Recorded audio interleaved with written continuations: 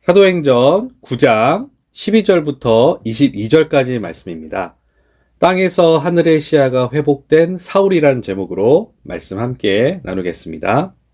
이제 사도행전의 복음의 증인들, 즉 하나님 나라의 기쁜 소식, 굿뉴스를 전파하고 예수 그리스도의 실체로서, 그 예수 그리스도의 실체라는 얘기는 하나님의 영, 그 성령이 임재했다라는 말입니다.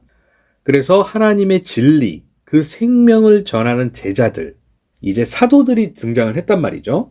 그 사도라는 말은 헬라어 아포스톨로스에서 유래가 됐는데 사절, 파견된 자란 뜻이거든요.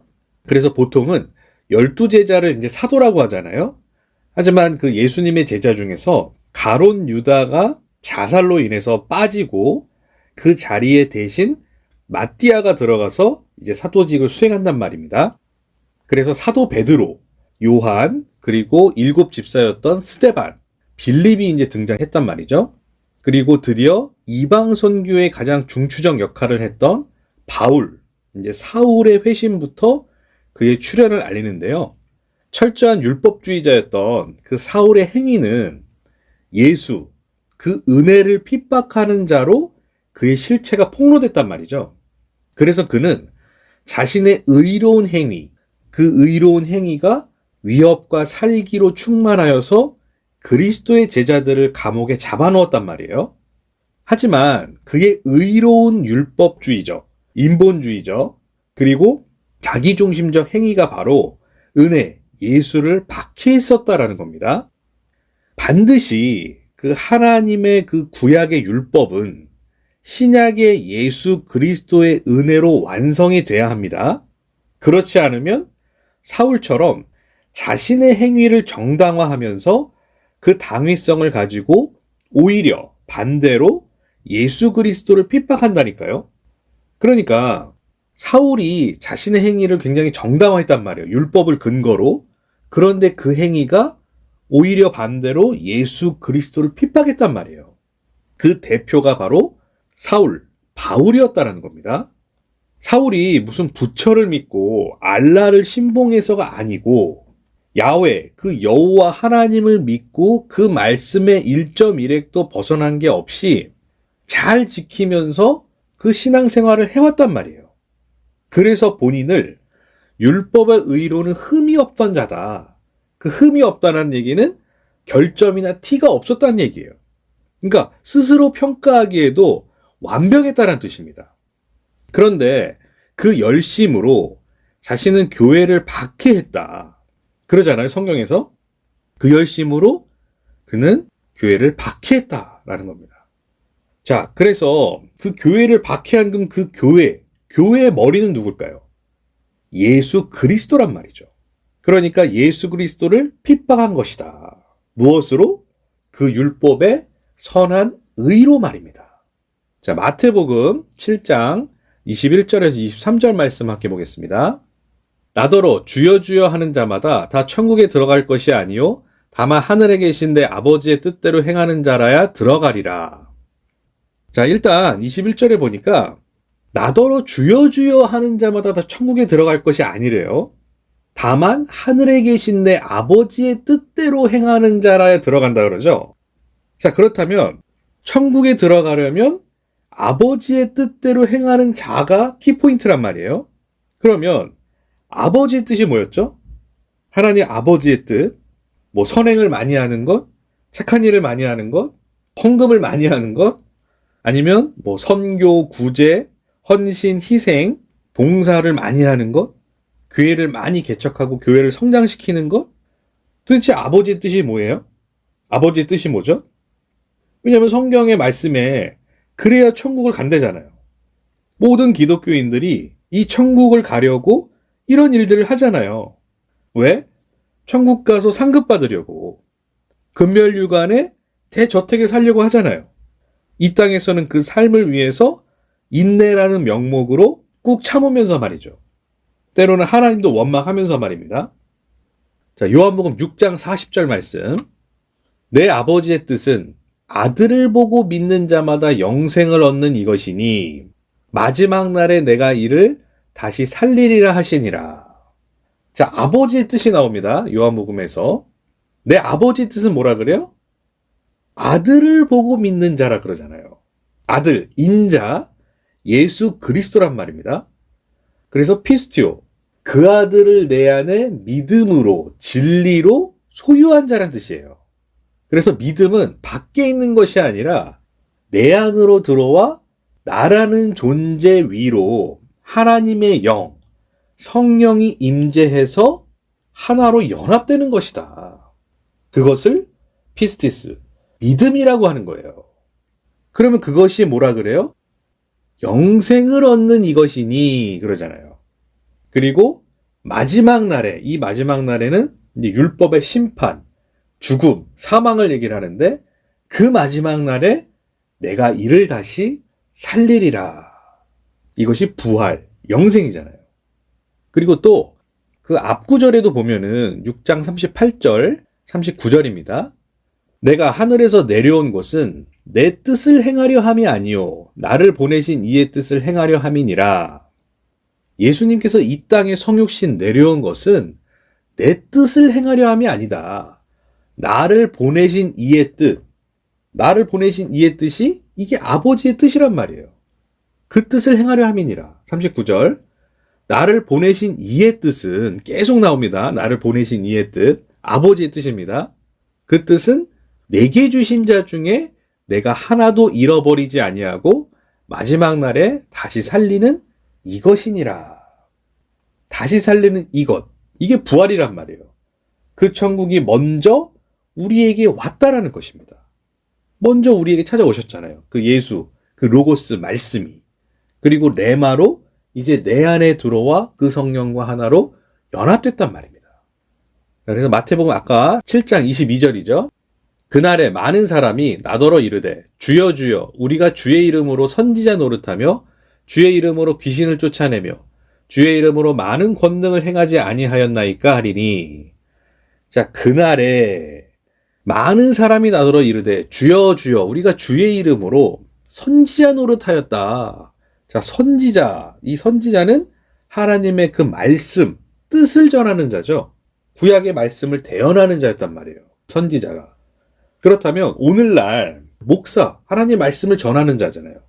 그리고 선교사, 다른 이방 국가에 가서, 나라에 가서 뭐 그게 국내 선교든 국외 선교든 하나님 말씀을 전하는 자란 말이에요. 그리고 성경 교사, 성경을 가르치는 자들이란 말이죠. 그렇게 선지자 노릇도 하며 주의 이름으로 귀신을 쫓아내고 축기 사역이라 그러죠, 오늘날. 그리고 주의 이름으로 많은 권능을 행하지 아니하였나이까. 많은 권능. 정말 위대하고 놀라운 그런 이적과 기적을 많이 우리가 보이지 않았습니까? 23절. 그때 내가 그들에게 밝히 말하되 내가 너희를 도무지 알지 못하니 불법을 행하는 자들아 내게서 떠나가라 하리라. 그때에 이제 모든 것이 밝혀지는 그때에 뭐라 그래요? 내가 밝히 말하되 내가 너희를 도무지 알지 못한다. 하나님은 이들을 모르신다라는 거예요. 그리고 불법을 행하는 자라고 그들을 얘기를 한단 말이죠. 그들이 행했던 그 행위와 모든 라이프는 바로 불법이었다. 불법. 하나님의 법에 올바로 함몰되지 못하고 하나님의 법을 거슬러서 했던 불법이었단 말입니다. 그 불법을 행하는 자들아 내게서 떠나가라. 그러니까 외적인 어떤 신비롭고 놀라운 현상, 기적만으로 그 사람으로 진짜를 알 수 없단 말이에요. 진짜는 아버지의 뜻대로 행한 그 예수 그리스도만이 진짜라는 것이죠. 그 뜻대로 행한 이제 사울의 이야기를 본문을 통해서 계속 보도록 하겠습니다. 사도행전 9장 12절입니다. 그가 아나니아라 하는 사람이 들어와서 자기에게 안수하여 다시 보게 하는 것을 보았느니라 하시거늘.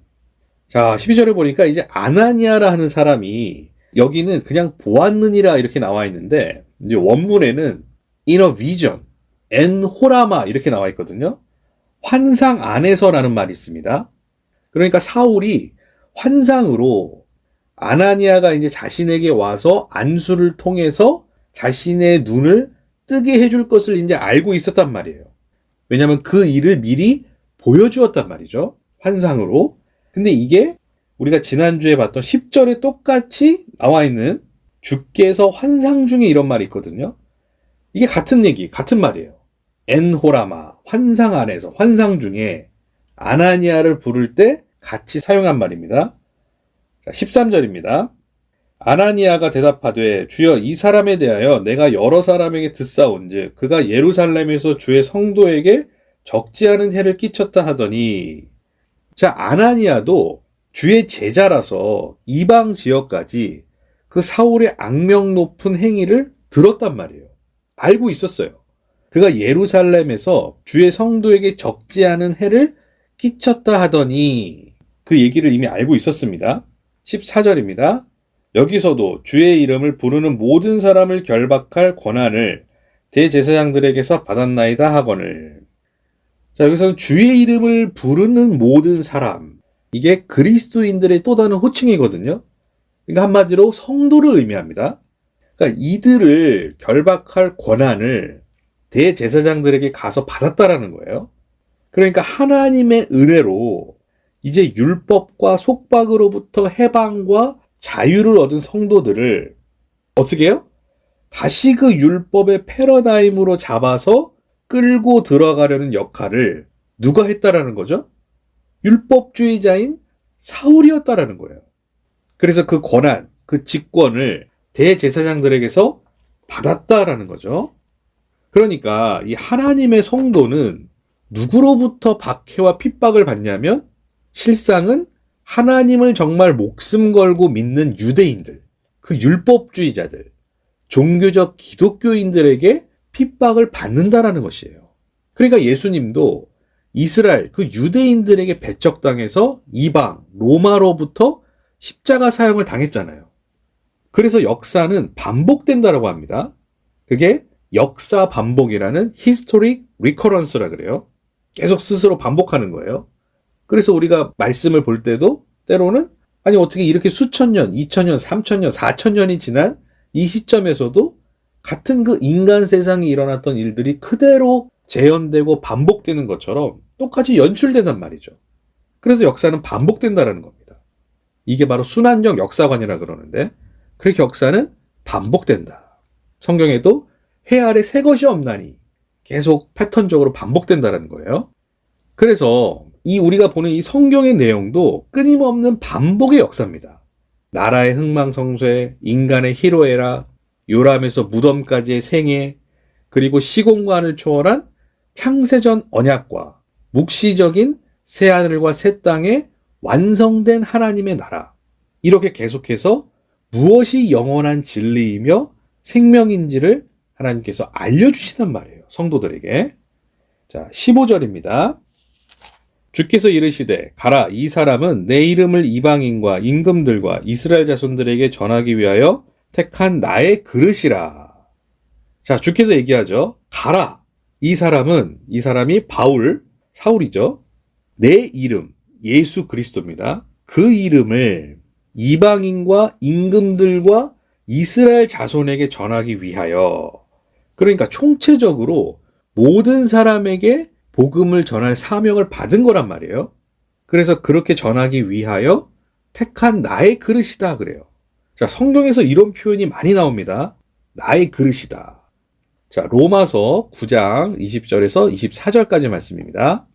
이 사람아, 네가 누구이기에 감히 하나님께 반문하느냐? 지음을 받은 물건이 지은 자에게 어찌 나를 이같이 만들었느냐 말하겠느냐? 자, 이 사람아, 네가 누구기에 감히 하나님께 반문을 하느냐? 거꾸로 질문하느냐 이런 얘기죠. 지음받은 물건이 어떻게 지은 자에게 나를 이같이 만들었느냐 말하겠느냐. 21절. 토기장이가 지는 한 덩이로 하나는 귀 있을 그릇을, 하나는 천 있을 그릇을 만들 권한이 없느냐? 토기장이가 여기서 이제 하나님을 상징하는데 진흙 한 덩이로 하나는 귀 있을 그릇, 그리고 하나는 천 있을 그릇을 만들 권한이 없느냐? 이게 바로 하나님의 그 전능성을 말하는 거죠. 그리고 전지성을 이제 얘기를 하는 겁니다. 22절. 만일 하나님이 그의 진노를 보이시고 그의 능력을 알게 하고자 하사 멸하기로 준비된 진노의 그릇을 오래 참으심으로 관용하시고 또한 영광받기로 예비하신 바 긍휼의 그릇에 대하여 그 영광의 풍성함을 알게 하고자 하셨을지라도 무슨 말 하리요? 이 그릇은 우리니 곧 유대인 중에서뿐 아니라 이방인 중에서도 부르신 자니라. 하나님께서 그분의 전지성, 그 전능성을 통해서 하나는 귀 있을 것, 하나는 천 있을 그릇을 만들 권한이 당연히 있다라는 거예요. 그리고 그렇게 오래 참으심으로 관용하시고 또한 영광받기로 예비하신 바 그 긍휼의 그릇에 대해서 영광의 풍성함을 알고자 하셨을지라도 우리가 어떻게 무슨 말 하리요? 이 그릇은 누구라 그래요? 우리다. 우리니 유대인 중에서뿐 아니라 이방인 중에서도 부르신 자니라. 그러니까 사울이 복음 전파를 위해서 바로 하나님의 도구로 선택된 자임을 또한 의미한다라는 거예요. 자, 이 말은 로마서 1장 1절에 잘 나와 있습니다. 로마서 1장 1절. 예수 그리스도의 종 바울은 사도로 부르심을 받아 하나님의 복음을 위하여 택정함을 입었으니 예수 그리스도의 종이에요. 바울은 사도로 부르심을 받았다 그래요. 사도. 자, 사도라는 보통 의미는 그 당시 예수님의 12제자 그 사후에 이제 사도로 불리기 시작했는데 사실 사도 바울은 예수님을 실제로 본 적은 없습니다. 그러나 그 다메섹 도상에서 그 예수님을 환상 중에 만나 이제 사도로 부르심을 받았고 그리고 하나님의 복음을 위해서 택정함을 입었다 그래요. 그렇게 선택된 자다라는 것을 로마서에서 먼저 밝히고 시작을 하는 겁니다. 자, 16절입니다. 그가 내 이름을 위하여 얼마나 고난을 받아야 할 것을 내가 그에게 보이리라 하시니 사울이 내 이름을 위하여, 내 이름은 예수 그리스도의 이름이죠. 얼마나 고난을 받아야 할 것을. 자, 이제 그리스도를 위한 고난입니다. 이게 십자가의 자기 부인, 자기 부정이라는 것이죠. 그러니까 사울과 마찬가지로 성도도 이 땅에서 필연적으로 겪어야 할 고난이라는 거예요. 이게 십자가의 자기 부인이죠. 예수가 이 땅에서 그 십자가의 자기 부인을 미리 통과하셨단 말이에요. 그래서 내가 곧 길이요 진리요 생명이다 그러잖아요. 그리고 여기서 보니까 내가 그에게 보이리라 하시니 그러죠. 그렇기 때문에 앞으로 겪어나갈 실제적인 고난을 말하는 겁니다. 이제 앞으로 수많은 그 이방 사역의 과정을 통해 이러한 고난을 실제적으로 체험할 것이다 라는 것이죠. 17절 아나니아가 떠나 그 집에 들어가서 그에게 안수하여 이르되 형제 사울아 주 곧 네가 오는 길에서 나타나셨던 예수께서 나를 보내어 너로 다시 보게 하시고 성령으로 충만하게 하신다 하니 자 아나니아가 이제 사울을 방문해서 안수하면서 이제 형제 사울아 그렇게 얘기를 합니다. 그때까지 아나니아와 사울은 사실 적대적 관계에 있었어요. 왜냐하면 사울은 그리스도의 그 도를 핍박하고 박해하는 그 적대자로 등장했단 말이죠. 그렇지만 이제 안수를 하면서 그 과거의 행위가 용서되고 이제 사울이 그 믿음의 공동체의 구성원으로 선언하는 표현이란 말이에요. 형제 사울아. 그리고 너로 다시 보게 하시고 이렇게 나오죠. 자, 이 너로 다시 보게 한다. 이 다시 보다 이 말이 아나블레뽀라는 이 헬라어 원어인데 이게 우리 예전에 공부를 했습니다. 시야가 회복되다. 땅에서 이제 하늘로 보게 되다. 위로 보다 이런 뜻이에요. 그리고 성령으로 충만하게 하시니 하나님의 영, 성령의 충만이 된 이제 사울이죠. 18절, 19절 같이 하겠습니다. 즉시 사울의 눈에서 비늘 같은 것이 벗어져 다시 보게 된지라. 일어나 세례를 받고 음식을 먹음에 강건하여지니라. 사울이 다메섹에 있는 제자들과 함께 며칠 있을세. 자, 이랬더니 즉시 사울의 눈에서 비늘 같은 것이 벗어졌다 그래요. 비늘. 이 비늘이라는 말이 잘 알다시피 물고기나 파충류의 그 겉부분을 덮고 있는 얇고 매끄러운 그 작은 조각을 말하는 거거든요. 이게 헬라어 원어로는 레피스라고 그러는데 이게 얇은 조각 그리고 어떤 눈의 흐림이라는 뜻인데 그러니까 이러한 그 신체적인 치유를 통해서 다시 보게 되는 표현이 있어요. 이런 표현도 있지만 세상적 그 육신적 그 눈의 비늘이 벗겨져서 이젠 하나님의 영광과 진리를 보는 눈으로도 이제 해석이 가능합니다. 그래서 복음서에서도 나오는 그 영적 소경, 맹인이었던 자가 다시 눈을 뜨게 되는 이야기. 우리 다 이제 공부를 했었죠. 땅에서 하늘의 그 진리를 보는 자. 이제 이런 에피소드와 일맥상통한단 말입니다. 그리고 똑같이 그 땅, 육신, 비늘, 그 조각이 벗겨지니, 그 비늘 조각, 얇은 조각이 벗겨지니 다시 보게 되었다 그래요. 그것도 마찬가지로 아나블레포, 이제 시야가 올바로 회복되어 위로 하늘을 보게 되는 그 눈이 열렸다라는 거예요. 그리고 일어나서 세례를 받았다 그래요. 자, 여기서도 일어나라는 이런 표현이 아니스테미 이런 뜻인데 이게 위로 서다라는 뜻이에요. 근데 이 말이 또 어디로 유래가 되는 거냐면 아나스타시스, 부활해서 유래가 됐다는 단어라는 것이죠. 그러니까 그냥 단순히 일어나서 세례를 받았다가 끝이 아니고 일어나 이제 땅에서 위로 다시 서서 일어나서 그것이 부활해서 이제 세례, 내가 육신이 죽고 이제 새 사람, 영이 다시 일어나는 그 세례를 받았다라고 이제 표현을 하는 겁니다. 자, 그리고 음식을 먹으면 강건하여졌다 그래요. 이제 생기와 활력이 넘치면 이제 회복이 된 거예요. 그리고 다메섹에 있는 제자들과 함께 며칠 있었다 그래요. 그러니까 이제 다메섹의 그 그리스도교 공동체 일원으로 인정을 받아서 이제 함께 지냄을 동시에 암시하는 것입니다. 자, 20절 보겠습니다. 즉시로 각 회당에서 예수가 하나님의 아들이심을 전파하니, 즉시로 곧바로 각 회당, 그 회당은 유대인의 회당이죠. 시나고그, 그 율법을 가르치고 예배 드리던 장소였습니다. 그곳에서 예수가 하나님의 아들임을 이제 전파를 했다는 거예요. 이게 바로 복음이라는 거예요. 바울이 복음을 전파한 겁니다. 굿뉴스를 전파한 거예요. 사울의 첫 복음 전파의 장소가 바로 유대인의 회당 시나고그였다는 얘기죠. 이게 우리 앞서 봤던 9장 2절에 나왔던 사울이 그리스도인들을 이제 핍박하기 위한 장소였던 회당이었단 말이에요. 근데 이제는 복음을 전하는 장소로 대조되어 나오는 거예요, 이제. 그곳에서 이제 하나님의 복음을 전파하는 사울로 등장을 하는 겁니다. 21절. 듣는 사람이 다 놀라 말하되 이 사람이 예루살렘에서 이 이름을 부르는 사람을 멸하려던 자가 아니냐. 여기 온 것도 그들을 결박하여 대제사장들에게 끌어가고자 함이 아니냐 하더라. 자, 이제 사울의 설교를 들은 청중들이 놀라서 얘기를 하는 겁니다. 예수 그리스도의 이름을 부르는 자들을 핍박하고 멸하려 온 자가 그게 사울의 임무였잖아요. 근데 이 사람이 그 이름, 예수가 하나님의 아들임을 전하는 거예요. 이제 역으로. 그랬더니 이제 여기 있던 유대인들이 당황하면서 부정적인 반감을 드러내는 겁니다. 나중에는 유대인들이 이제 사울을 배신자라고 얘기를 한단 말이에요. 자, 22절. 사울은 힘을 더 얻어 예수를 그리스도라 증언하여 다메섹에 사는 유대인들을 당혹하게 하니라. 그러나 사울은 오히려 힘을 더 얻어서 이제 예수를 그리스도라 증언했다. 이것이 굿뉴스, 복음이다라는 거예요. 고린도전서 한번 보겠습니다. 고린도서 1장 23절, 25절입니다.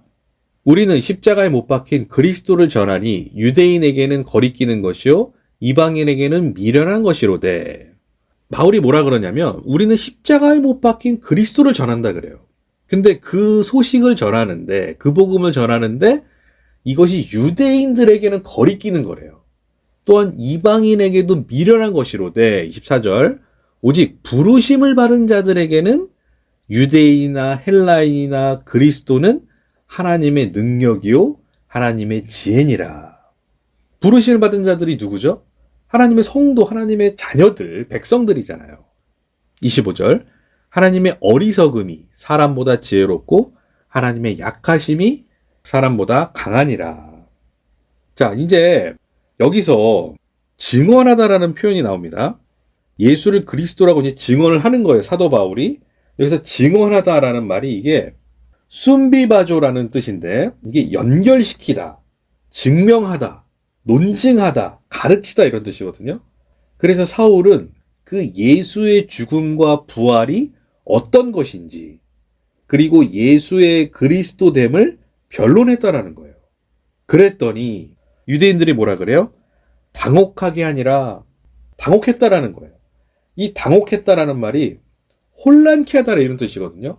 섞이다 이런 뜻이에요. 그러니까 유대인들이 그 사울의 설교, 복음을 듣고 혼란하고 당황했다라는 거예요. 이제 이 일을 통해서 그 뒤에 나오는 유대인들의 음모와 모의로 이제 그 사울을 죽이려는 의도가 이제 분명해지는 것입니다. 그러니까 유대인들은 자신들이 지금까지 목숨 걸고 섬겼던 그 율법, 야훼, 여호와 그 율법을 끝까지 목숨 걸고 지키면서 이것을 계속 보존하려고 했단 말이에요. 그런데 예수님도 그렇고 그 사도들 이제 사울이 바울이 되어 하나님의 복음을 전할 때 그 전하는 장소가 첫 번째가 어디다? 유대인의 회당, 시나고그였단 말이에요. 그 유대인들이 율법을 가르치고 예배를 드리던 장소에서 이제 이 자유와 해방의 복음을 전하니 이들이 듣기에는 이거 저거 뭐지? 아니 왜 저런 복음을 전해? 우리는 끝까지 이 복음, 이 율법을 지켜서 하나님을 섬겨야 되는데 이제는 그 섬기는 위치에서 오히려 이제 그 섬기는 것은 그렇게 섬기는 게 아니고 하나님, 예수 그리스도를 통해서 이제 하나님의 성령이 너희들에게 가서 그와 내가 하나로 연합되어 나는 죽고 그리스도만 오롯이 드러나는 그 복음의 진리와 진리를 얘기를 하는 그 사실이 이들에게는 거리끼고 이 사실을 배척했단 말이에요. 그래서 결국은 계속해서 사울을 죽이려고 하는 이런 일들이 앞으로도 계속 끊임없이 전개된단 말이죠. 하나님 감사합니다. 아버지 오늘 우리가 말씀을 통해서 그 하나님의 말씀의 진리의 자유, 그 복음을 선포하는 그곳이 바로 율법이 전해지던 그 장소였다는 사실을 통해서 하나님 다시 한번 우리가 이 땅에서 하나님의 이 자유의 복음을 갖고 있는 것이 얼마나 큰 은혜가 되는지 알려주시니 감사드립니다. 이제 앞으로 이 바울의 여정을 통해서 그가 자유의 복음을 전할 때 많은 핍박과 고난을 받을지라도 끝까지 하나님의 그 인내를 통해서 이 생명의 복음이 땅끝까지 전해지는 그 역사적 사실을 통해 우리의 삶도 이 자유의 복음을 전하는 그런 일들이 계속해서 펼쳐질 수 있도록 주님 인도하여 주시옵소서. 감사드리며 예수 그리스도의 이름으로 기도합니다. 아멘.